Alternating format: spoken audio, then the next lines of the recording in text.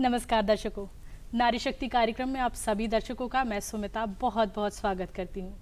दर्शकों, संगीत और एक जो हमारा नृत्य है वो कहीं ना कहीं हमारी आत्मा से जुड़ता है और हमारे जीवन में एक महत्वपूर्ण भूमिका निभाता है। तो संगीत की बात तो हम करते ही रहते हैं, आज हम नृत्य की बात करेंगे और उसमें भी खास बात करेंगे हम आज ओडिसी नृत्य के बारे में। तो हमारे स्टूडियो में आज ओडिसी नृत्यांगना है, उनसे हम आपकी बातचीत कराने वाले हैं। तो हमारी जो खास मेहमान हैं उनसे सबसे पहले आपका परिचय करा देते हैं। तो हमारे साथ हैं आज अनुषा जैन, जो कि ओडिसी नृत्यांगना है। आपका बहुत बहुत स्वागत है कार्यक्रम में। नमस्ते। तो जैसा कि मैं दर्शकों से बात कर रही थी कि एक जीवन में बहुत बड़ा योगदान होता है, कहीं ना कहीं जो हमारा नृत्य होता है, संगीत होता है, आत्मा से जुड़ा होता है। तो आप ओडिसी नृत्य से कैसे जुड़ी, कैसे शुरुआत की आपने? शुरुआत मेरे नृत्य की वेस्टर्न नृत्य से ही हुई और जब शुरुआती दौर में वेस्टर्न डांस करने का बहुत शौक़ था। घर में भी जब रेडियो बजता था तो उसमें भी मैं सिर्फ जो भी वेस्टर्न डांस होते थे, बॉलीवुड के सिंगिंग सॉन्ग्स और फोक डांस पे अपना नृत्य करती थी। लेकिन एक दिन जब मैं हमेशा दूसरी एक्टिविटीज़ में भी हमेशा आगे रही तो मेरे पापा ने मुझे स्विमिंग क्लासेस के लिए ज्वाइन कराया और उसके बाद वहाँ से मेरी एक मुलाकात एक मैम से हुई। उन्होंने मुझे बताया कि एक क्लासिकल डांस होता है। तब क्लासिकल नहीं पता था कि क्या कौन से नृत्य होते हैं, कितने कैटेगरीज़ होती है, नहीं पता था। उसके बाद जब वहाँ पे मैं गई और मैंने वहाँ पे मेरी गुरु ने सिर्फ मुझे एक चीज़ कही थी कि आप इस 2 स्टेप को आप करके आइए और मैंने वहाँ पे 3-4 घंटे प्रैक्टिस की। उसके बाद अगले ही दिन मैंने आकर वो 2 स्टेप करके दिखाई थी। मैम ने मुझे सिर्फ एक चीज़ कहा था कि ये स्टेप आपने जो किया है बहुत परफेक्शन के साथ किया और इसको आप जारी रखिएगा इस नृत्य को। और उसके बाद से मैंने इस नृत्य में ओडिसी नृत्य में बेसिकली आई और आज तक मेरे 17 वर्ष मैंने अपने पूर्ण रूप से सफलतापूर्वक कंप्लीट किए हैं। बहुत ही अच्छी बात, जैसा आपने बताया कि आप 17 वर्षों से नृत्य कर रही हैं। जी। तो इसकी शुरुआती शिक्षा आपने कैसे ली?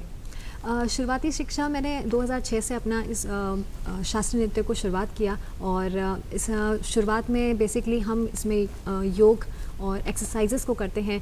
इसमें ओडिसी नृत्य में सबसे ज़्यादा महत्वपूर्ण होता है कि हम इसमें चौका व त्रिभंगी करें और इन्हीं ये सबसे बड़ा बेसिक होता है इस नृत्य के लिए। और सबसे ज़्यादा महत्वपूर्ण होता है टॉर्सो मूवमेंट, जो दूसरे क्लासिकल नृत्य से ओडिसी को अलग बनाता है। और वहीं से मैंने कम से कम 2 साल तक इसकी निरंतर प्रैक्टिस की और बाद में फिर दूसरी अपनी परफॉर्मेंस, अपनी प्रस्तुतियों के लिए आगे बढ़ी। जी, आपने बताया त्रिभंग, शरीर के 3 हिस्सों को त्रिभंग कहा जाता है जहाँ तक मुझे मालूम है। तो उसके बारे में बताइए, कौन कौन सी मुद्राएं होती हैं उसमें, कैसे आप लगाते हैं, त्रिभंग क्या होता है, थोड़ा हमारे दर्शकों को बताएं। जी, त्रिभंग में हम अपने बॉडी पोस्चर में हम अपने शरीर को टॉप टू बॉटम 3 हिस्सों में विभाजन करते हैं और उस हिसाब से हमारे नृत्य की आगे प्रस्तुति हम करते हैं। दूसरा सबसे इम्पॉर्टेंट होता है जो कि चौका पोजीशन होता है। जैसे कि हम जगन्नाथ जी, हमारे लॉर्ड जगन्नाथ जी को भी हम देखते हैं उस पोजीशन में, तो वहीं से हमारे इस नृत्य का सबसे बेसिक शुरुआत होती है। और इस नृत्य में मुद्राएं भी बहुत अपना, जो कि हस्त मुद्राएं, ग्रीवा भेद, शिरोभेद, इनका भी बहुत महत्वपूर्ण रोल होता है और हम इसी के थ्रू अपने अभिनय को भी दर्शाते हैं। जी, तो ये तो एक शास्त्रीय नृत्य की बात हो गई। अब मैं थोड़ा सा आपका पर्सनल लाइफ के बारे में जानना चाहती हूँ, जो हमारे दर्शकों को भी जानना ज़रूरी है कि आपकी प्रेरणा कैसे रही। आपको लगा कि मुझे कोई घर में आपके शास्त्रीय संगीत या शास्त्रीय नृत्य से जुड़ा हुआ है? जी नहीं, कोई नहीं है। तो फिर आपको कैसे इसकी प्रेरणा मिली? मैंने जैसे आपको अभी कहा कि मैं शुरुआत ही वेस्टर्न डांस से की, पैशन बहुत था और मैंने वहीं से फिल्म में देखती थी तो मैंने उस नृत्य, जो भी नृत्य होता था उसे करने की कोशिश करती थी। ग्रेस्पिंग पावर बड़ी अच्छी थी मेरी, तो जो भी डांस स्टेप मैंने देखा, करा और फटाफट उसे करने की कोशिश कर लेती थी। और फिर उसके बाद जैसे ही मुझे ये लाइन मिली ओडिसी नृत्य में और मैंने उसे बखूबी वैसे ही करने की कोशिश की। लेकिन जिस भी नृत्य को आप करें, जिस भी नृत्य को हम सीखते हैं, उसमें ही हमें अपना पूर्ण रूप से अपना पूरा योगदान देना चाहिए। और उसके बाद वेस्टर्न नृत्य को मैंने टोटली स्टॉप कर दिया और उसके बाद मैंने शास्त्रीय नृत्य की ओर ही अपना रुख मोड़ा। मतलब आपने 100% जो अपना योगदान है वो शास्त्रीय नृत्य, ओडिसी, स्पेशली ओडिसी में आपने अपना नृत्य जो है वो शुरू किया। जी बिल्कुल। तो दर्शकों को ये बताइए कि आपने कहाँ से नृत्य की शिक्षा ली और आपके गुरु कौन हैं? प्रारंभ में मैंने अपनी नृत्य शिक्षा जो है इंदौर में ही प्राप्त की। और पहले मैंने एक वर्कशॉप थी जो स्पीक में के इंदौर में ऑर्गेनाइज़ किया गया था गुरु श्रीमती माधवी मुदगल जी का, जिनसे मैंने इस नृत्य की प्रेरणा भी ली और उसी के बाद इस नृत्य के थ्रू मैं आगे बढ़ी। और जब मेरी प्रारंभ की शिक्षा गुरु श्रीमती स्वर्गीय दाली दत्ता मैम द्वारा मुझे प्राप्त हुई, जहां मैंने अपना महत्वपूर्ण समय अपने कहीं विगत साल जो मैंने उसमें दिए हैं, और उन्होंने मुझे इस नृत्य की बारीकियां व भाव व भंगिमाएँ, चारी, बैली, ये सब कुछ सिखाया। और उसके बाद मैंने इस नृत्य की शिक्षा गुरु श्रीमती सुप्रभा मिश्रा मैम जो कि अहमदाबाद से हैं उनसे भी ली, और गुरु श्रीमती गीतांजलि आचार्य मैम जो गुड़गांव दिल्ली से हैं उनसे भी इस नृत्य शिक्षा के मतलब इस नृत्य शिक्षा को ग्रहण किया। जी, तो ये आपकी शिक्षा की बात तो हमने यहाँ हमारे दर्शकों को बता दिया। अब आपकी प्रस्तुति के बारे में भी हम हमारे दर्शकों को बताना चाहते हैं, तो आप हमारे दर्शकों को आप कौन सी प्रस्तुति देना चाहती हैं उसके बारे में बता दें थोड़ा सा, तो फिर हम आपका प्रस्तुति लेते हैं। जी बिल्कुल। मेरी प्रथम प्रस्तुति होगी गणेश मंगलाचरण नृत्य की, और द्वितीय प्रस्तुति होगी मोक्ष नृत्य की। ठीक है, चलिए तो दर्शकों हम देखते हैं आपकी प्रस्तुति।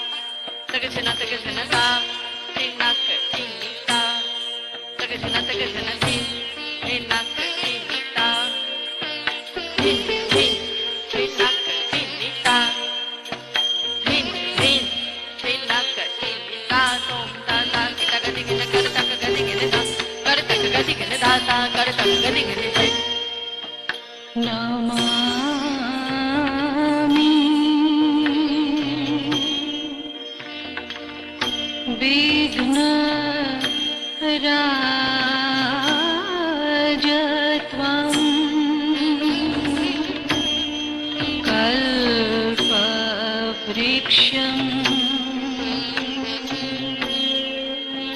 तडास्थितम्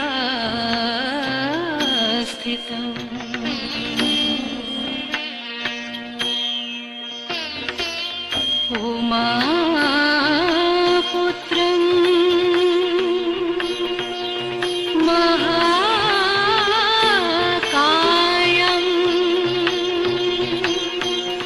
दन्तिनं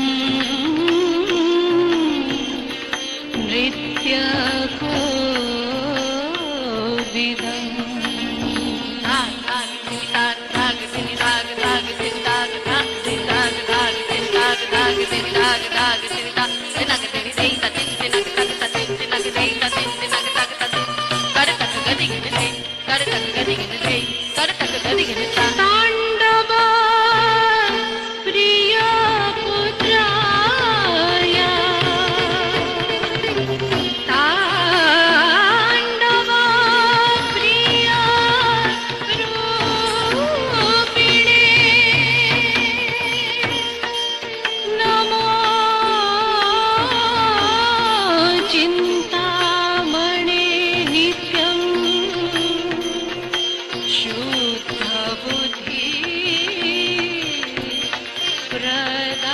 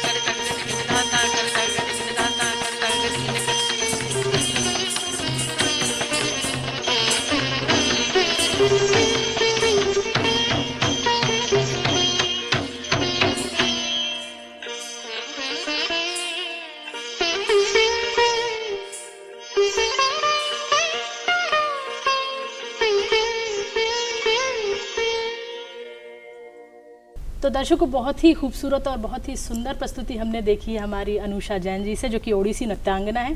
तो अनुषा, अगली बात तो हम करते हैं, जैसा कि आपकी प्रस्तुति में बहुत ही सुंदर प्रस्तुति आपने दी।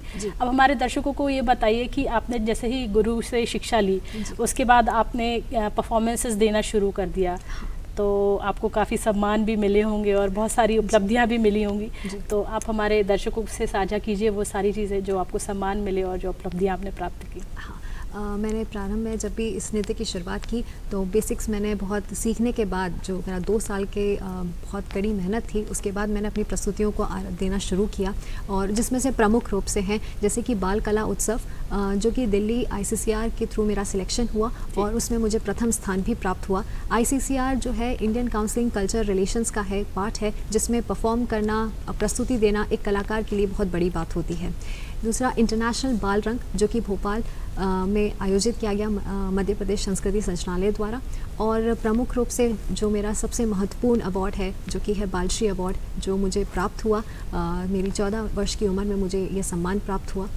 और भी मेरे कई सम्मान हैं, जैसे कि अभी हाल फिलहाल में विगत वर्षों में 3 सालों में जो हैं, जैसे कि मध्य प्रदेश संस्कृति संचालनालय द्वारा आयोजित गमक श्रृंखला व शंकार समारोह, जो कि महाशिवरात्रि के अवसर पर किया गया, वह भी हाल फिलहाल में जैसे कि 128वें गुरु पूर्णिमा महाउत्सव, जो कि ग्राम बकायन दमोह में आयोजित किया गया, और ये मेरा सबसे बड़ा मैं समझती हूँ कि मुझे ऐसा सम्मान प्राप्त हुआ और ऐसी जगह पे मुझे करने का मौका मिला जहाँ मैं अपने शास्त्रीय नृत्य ओडिसी को बढ़ावा दे सकी व लोगों तक इस नृत्य को पहुँचा सकी, जिससे उन्होंने भी इस नृत्य का आनंद उठाया। और मैं समझती हूँ ये मेरे लिए सबसे बड़ी उपलब्धि रही। बहुत बड़ी उपलब्धि है। और दर्शकों, कहीं ना कहीं अगर आप किसी मंजिल तक पहुंचना चाहते हैं तो उसके लिए आपको राह भी खुद ही बनानी होती है, जैसा कि अनुषा ने बनाई और आगे बढ़ती जा रही हैं। और हम कामना करते हैं कि वो ऐसे ही आगे बढ़ते जाएं।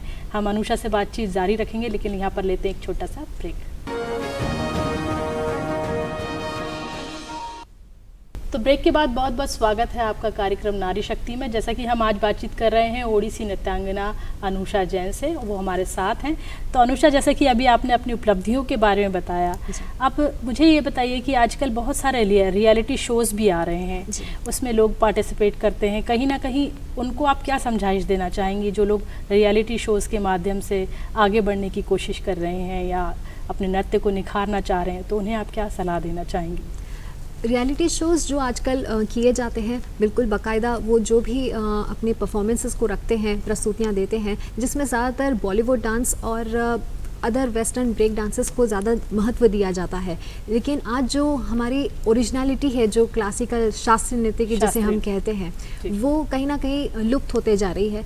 तो मैं चाहती हूँ कि ऐसा प्लेटफॉर्म रियलिटी शोज़ में सिर्फ शास्त्रीय नृत्य के लिए बनाया जाए, जिसमें हमारे पूरे 8 क्लासिकल डांसेस को रखा जाए और उन्हीं पर हम जजेस के पैनल्स को बिठाएं, जिससे कि आगे बढ़कर हम शास्त्रीय नृत्य को बढ़ावा दे सकें और उसका प्रचार प्रसार बहुत अच्छी तरीके से कर सकें। कहीं ना कहीं मुझे दर्शकों को लगता है एक बहुत महत्वपूर्ण विधा है जो शास्त्रीय नृत्य है। और शास्त्रीय नृत्य में कई रस होते हैं, उन रसों पर काम होता है। शास्त्रीय नृत्य एक माध्यम होता है अपनी भावनाओं को अभिव्यक्त करने का। तो आप ये बताइए कि आपकी कुछ मुद्राएं होंगी जो हमारे दर्शकों के साथ आप, जो आपकी फेस की कुछ मुद्राएं हो, तो आप हमारे दर्शकों के साथ साझा करना चाहें, उसके बारे में बताएं। जी बिल्कुल। मैं अपनी शुरुआत हस्त मुद्राओं द्वारा करूंगी, क्योंकि हस्त मुद्राएं बहुत ही महत्वपूर्ण स्थान रखती हैं ओडिसी नृत्य में। ना सिर्फ ओडिसी बल्कि हर शास्त्रीय नृत्य में उसका बहुत अहम रोल होता है। तो मैं सबसे पहले असंयुक्त हस्त, जो कि टोटल 28 प्रकार के होते हैं, लेकिन प्रमुख रूप से जो मैं आपको यहाँ बताना चाहती हूँ उसमें से इस प्रकार हैं: पताका, त्रिपताका, अर्ध पताका, कर्तरीमुख, मयूर, अर्धचंद्र, अराल, शुकतुंडा, मुष्टि, शिखरा। कुछ ये आपकी हस्त मुद्राएं हैं। ये असंयुक्त हैं, जिसे हम अपने एकल हाथ द्वारा करते हैं, और संयुक्त हस्त जो कि हम अपने दोनों हाथों द्वारा परफॉर्म करते हैं। उसमें से कुछ प्रमुख हैं: अंजलि, कपोत, करकट, स्वास्तिक, डोला हस्त, शिवलिंगा, बेरुंडा। अब आपने जैसे कहा कि दृष्टि और ग्रीवा भेद, तो दृष्टि भेद इस प्रकार है: सम, आलोलित, साची, प्रालोकित, मिलित। तो ये आपकी मतलब आँखों की भाव भंगिमाएँ जो हैं, उसके द्वारा आप इसको प्रदर्शित करते हैं। कुछ प्रस्तुति में भी स्पेशल इसके लिए अलग से प्रस्तुति होती है? जो हम मंगलाचरण, बटु नृत्य, हमारे जो 5 विभाग हैं, उसमें हम सभी में ग्रीवा भेद और शिरोभेद हस्त मुद्राओं का उपयोग करते हैं, जिसके द्वारा हम अपनी बात ऑडियंस तक और दर्शकों तक बहुत आसानी से रख पाते हैं। जी, तो दर्शकों यहाँ पर एक छोटी सी परफॉर्मेंस हमारी अनुषा जैन फिर से देना चाहेंगी। तो अब आप क्या दर्शकों के लिए प्रस्तुत देना चाहेंगी? मेरी द्वितीय प्रस्तुति है मोक्ष नृत्य की, जी, जो मैं यहाँ देना चाहूँगी। मोक्ष प्रस्तुति दे रही हैं अनुषा, चलिए आइए देखते हैं।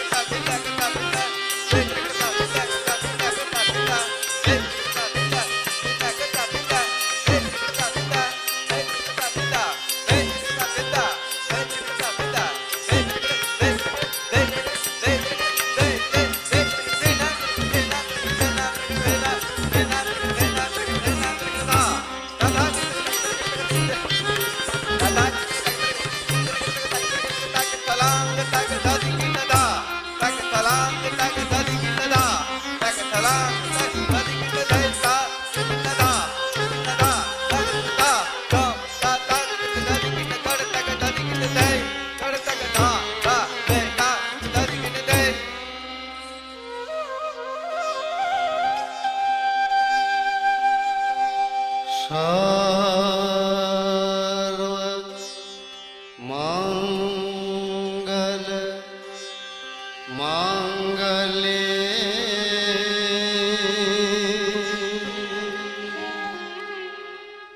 शिवे सर्वार्थ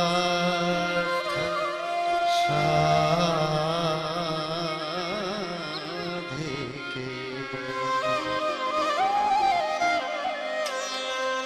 शरण्ये त्र्यंबके गौरी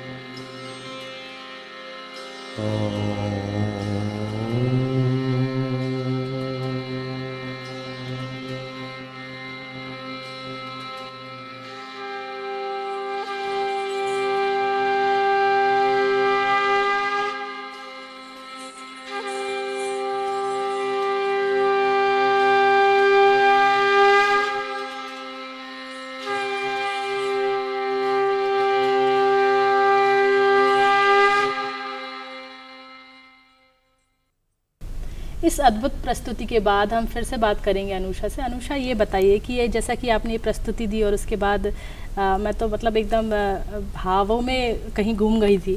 तो मुझे ये बताइए कि जिस तरह से आपने ये प्रस्तुति दी, आप भविष्य की क्या योजनाएं आप लेकर चल रही हैं कि अगर आप नृत्य में ही अपना करियर आगे बढ़ाना चाहती हैं तो क्या योजनाएं हैं आपकी?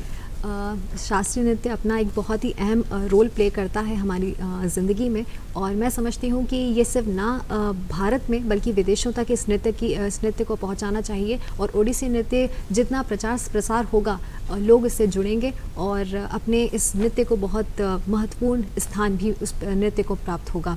मेरी भविष्य की जो योजनाएं हैं, जो मैं देखती हूँ आने वाले 5, 6, 10 सालों में, जो मेरा मिशन है, जो विज़न है, उसमें से प्रमुख रूप से जैसे कि मैंने इसकी शुरुआत भी की है, मेरा खुद का एक यूट्यूब चैनल है जिसका नाम है UT captivate, that is unique talent captivate channel, जिसके माध्यम से मैं बेसिक नॉलेज जो एक डांसर को होनी ही चाहिए, ना सिर्फ एक डांसर को बल्कि हर एक उस व्यक्ति को जिसे नृत्य के बारे में पता होना चाहिए, हमारा शास्त्रीय नृत्य, हमारी भारतीय संस्कृति क्या है और वो कहाँ पर है।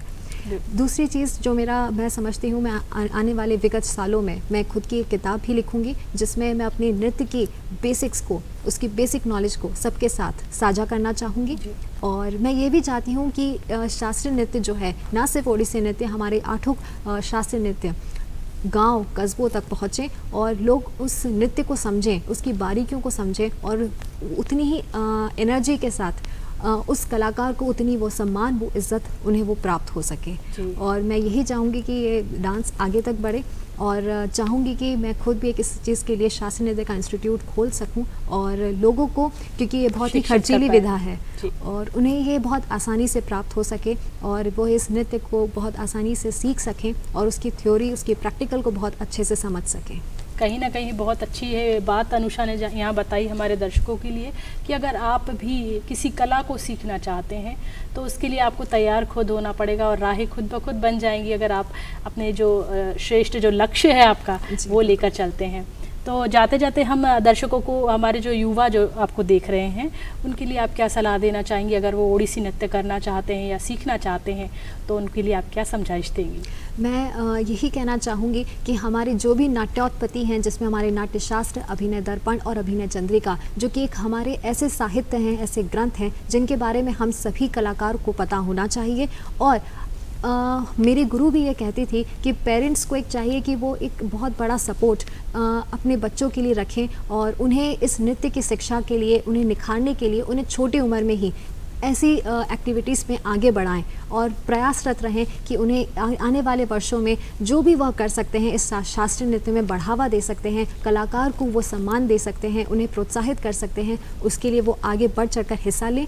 और दूसरी चीज़ कि वो अपनी पढ़ाई के साथ साथ ऐसी एक्टिविटीज़ में भाग लें, और आने वाले सालों में अगर हम देखें तो इस नृत्य का जो प्रचार प्रसार होगा वो ना सिर्फ हमारे भारत में बल्कि विदेशों तक भी पहुंचेगा। बिल्कुल, इसी पॉजिटिव बात के साथ, यानी एक सकारात्मक सोच के साथ अगर आप कोई भी काम शुरू करते हैं तो उसमें सफलता निश्चित होती है। जैसा कि अनुषा के साथ हुआ, उन्होंने एक शुरुआत की, उन्होंने ओडिसी नृत्य सीखा और आज वो बहुत अच्छा काम कर रही हैं अपनी फील्ड में, एक बहुत अच्छी श्रेष्ठ नायिका और एक बहुत अच्छी नृत्यांगना भी बन गई हैं।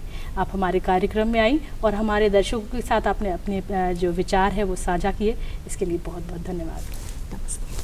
धन्यवाद।